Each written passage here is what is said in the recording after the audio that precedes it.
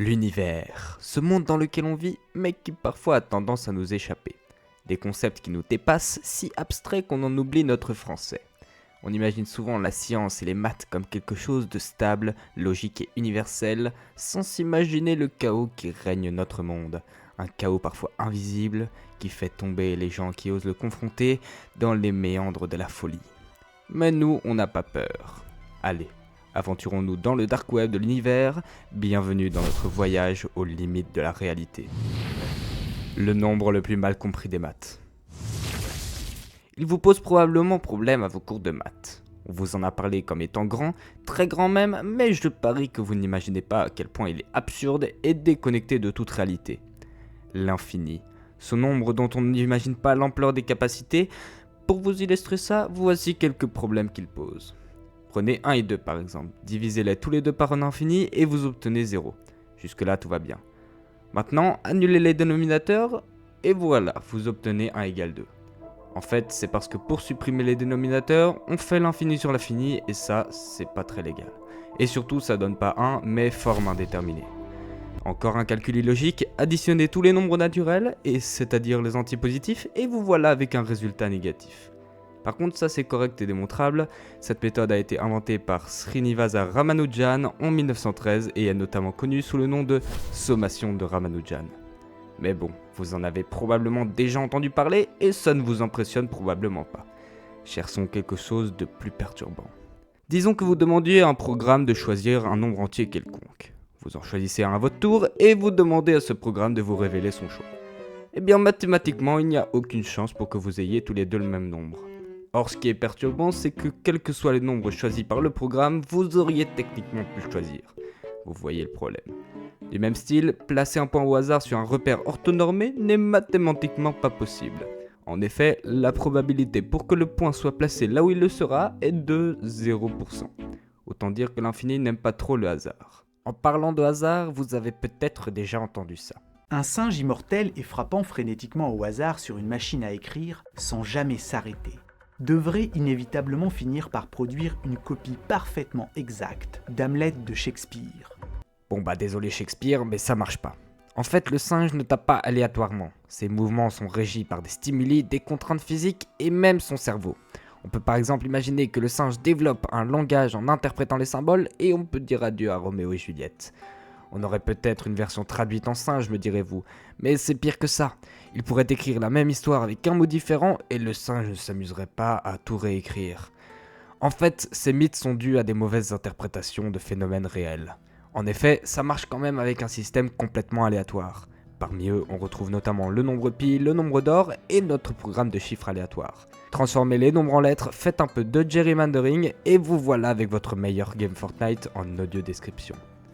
Mais l'infini nous a quand même permis de résoudre quelques problèmes. Comme le fait que l'univers ait toujours existé, eh bien c'est impossible. Car si c'était le cas, le temps qui se serait écoulé pour atteindre ce moment serait infini. Et ça, c'est pas possible. Pourquoi ?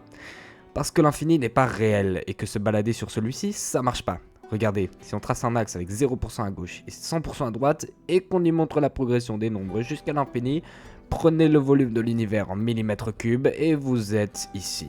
Et c'est pareil peu importe le nombre que vous prenez. D'ailleurs, c'est impossible d'être à 50% de l'infini. En effet, l'infini divisé par 2, ça reste l'infini.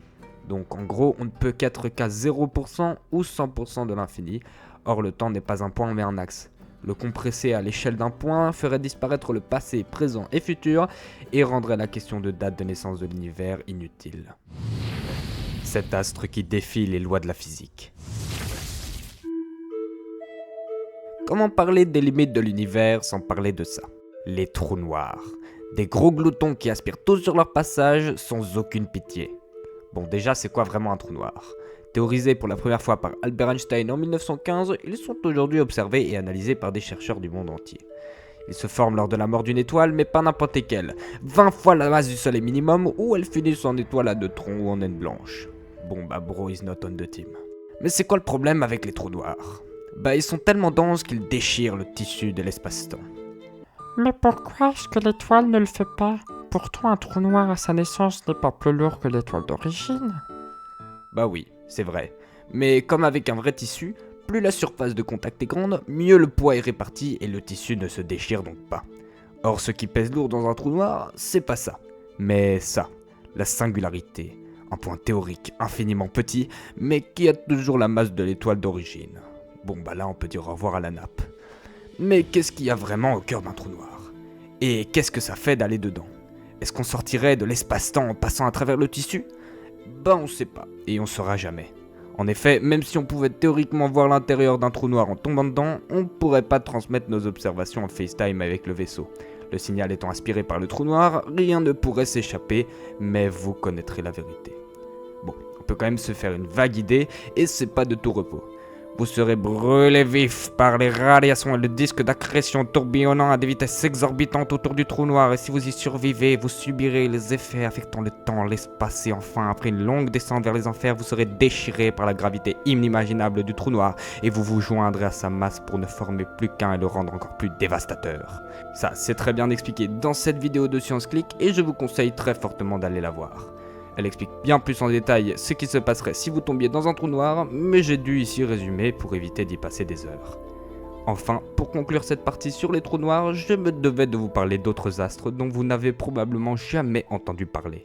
Je parle bien évidemment des gravastars, des alternatives aux trous noirs qui résolvent bien des problèmes que causent les trous noirs. Leur nom provient de Gravitational Vacuum Star, et ils seraient des astres composés d'une coque externe en matière exotique. Une matière formée par la compression de la matière entre la gravité et l'explosion de l'étoile qui formerait une fine couche de matière extrêmement compacte, qui retiendrait un dense océan de vide. Bon, c'est un peu complexe, mais il faut comprendre que la théorie des cordes dit que les plus petites particules de l'univers sont composées de cordes, qui en vibrant définiraient la particule.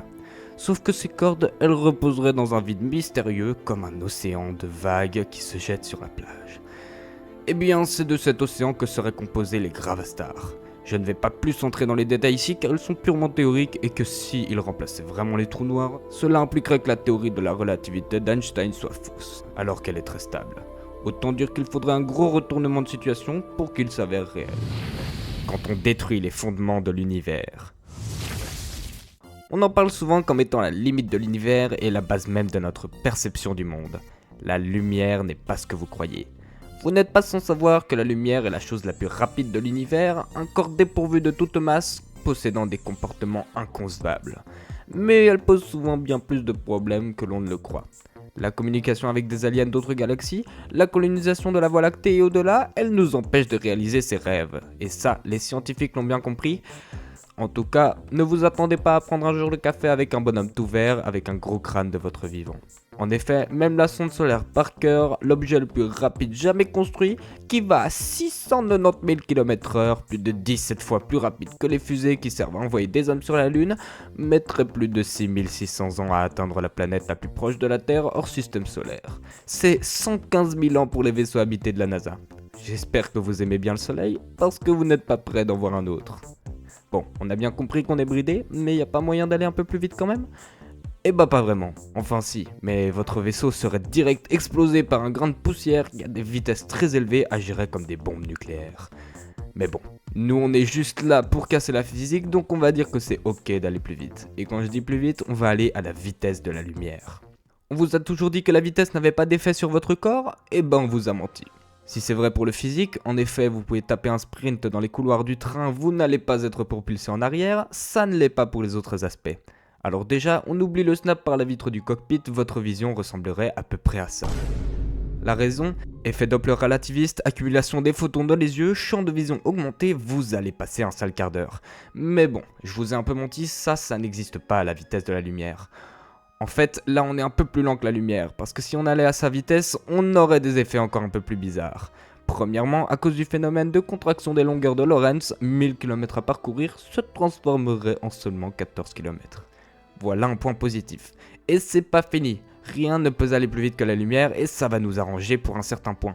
Comme votre corps est une machine avec des substances se déplaçant très rapidement, vous le voyez venir, ça va poser problème. Et bah non. Au moment d'atteindre la vitesse de la lumière, vous allez simplement vous figer, chaque atome qui compose votre corps va être figé dans le temps et votre voyage fini, vous recommencerez ce que vous étiez en train de faire, comme si rien ne s'était passé. Bon, c'est cool pour vous, mais un peu ennuyant pour les gens restés sur Terre. En effet, un peu à la Interstellar, ils auront attendu des milliers d'années pendant que vous aurez l'impression que seulement quelques secondes sont passées. Mais ne vous réjouissez pas si vite, vous n'êtes pas prêts pour l'histoire d'horreur que vous allez vivre. En effet, comme l'explique très bien cette vidéo de Science Trash, de laquelle je me suis d'ailleurs fortement inspiré pour cette partie, à cause de l'expansion de l'univers, qui est plus rapide que la lumière, s'aventurer à ces vitesses un peu trop loin de la Terre, et vous voilà, bloqué ici pour l'éternité. Comme ils le disent très bien dans leur vidéo, telle est la punition pour avoir voulu égaler la vitesse des dieux.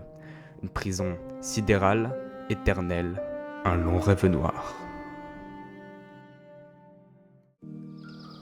En tout cas, ça m'aura bien retourné le cerveau tous ces trucs extrêmes. C'est quand même fascinant de voir tout ce dont l'univers est capable. Il y a encore tellement de mystères qui n'attendent que d'être découverts et je pense qu'on n'est pas arrivé au bout de nos surprises. Bref, j'espère que ce voyage vous aura permis d'en apprendre plus sur le monde qui nous entoure et qu'il vous aura plu autant que moi. J'ai pris beaucoup de plaisir à réaliser cette vidéo et ça m'a permis de découvrir des choses que je ne connaissais pas et de clarifier quelques idées reçues. Plusieurs vidéos m'ont permis de réaliser cette présentation et je les afficherai juste après. Enfin, pour le montage, le texte et le sujet, je me suis inspiré du style de la chaîne YouTube Trash, une équipe de passionnés qui rendent des sujets parfois ennuyeux aussi fascinants que captivants. Bref, merci à tous pour votre attention et à bientôt pour encore plus d'aventures extraordinaires dans notre monde fascinant, l'univers.